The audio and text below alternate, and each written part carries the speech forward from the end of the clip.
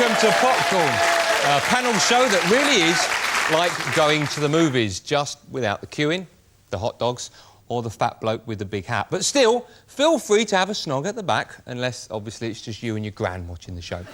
Joining me in the studio tonight are my guests, Nick Moran from Lock, Stock and Two Smoking Barrels, all the way from the USA, comedian Reginald D. Hunter, and a man who's appeared on the big screen more often than Tom Hanks. It's Steve First.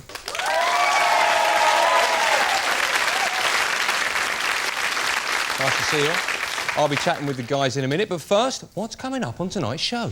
In a world where movies are king, we bring you members of the public botching up screen classics, the top movies at the UK box office, the movie mistakes they didn't want you to see, and much, much more. Trailer guy, it's lovely to hear your voice again. How are you? I'm fine, Andy. How you doing? I'm very well, thank you. Do you have a favourite term that you use when you're doing these trailers? Well, Andy, I'm a big fan of, because sometimes what you've been looking for all your life is right around the corner. And in a time of war, one woman holds the key to peace. But I suppose my favorite is, this time, he's not leaving without the magic weasel. The Magic Weasel? What film's that from? Well, it's not. I just like saying it. Thanks. And we'll be hearing a lot more from Trailer Guy later on in the show.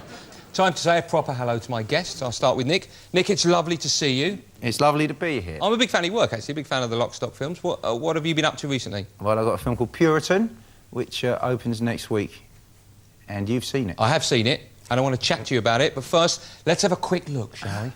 The photograph by your bed. She likes it. It's a good photo.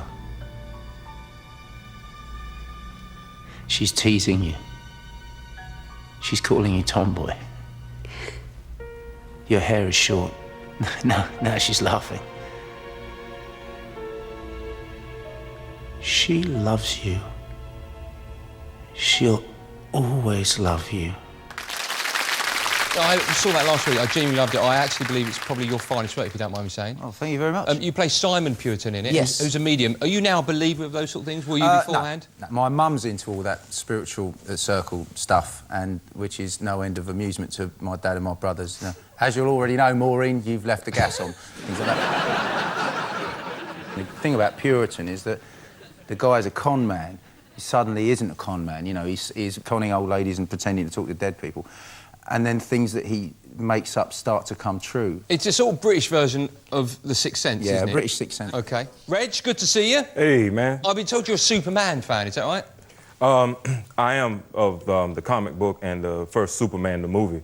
But I watched that new Superman movie recently, and it just kind of broke my heart. I mean, it was just weak. It was like an extension of that TV series, Lois and Clark, where Superman is all emasculated and like, I need to go save the world, but I need to talk about my relationship with Lois.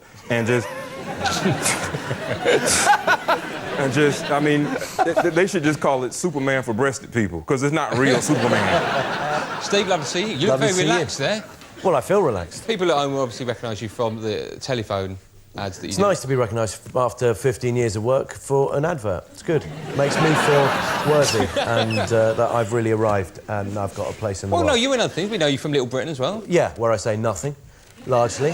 Basically, for 2 days every year, I get licked and punched by Dave Williams, which might be your idea of a good night out, but not mine. OK. Now, my guests are all competing this evening for the Popcorn Best Guest in a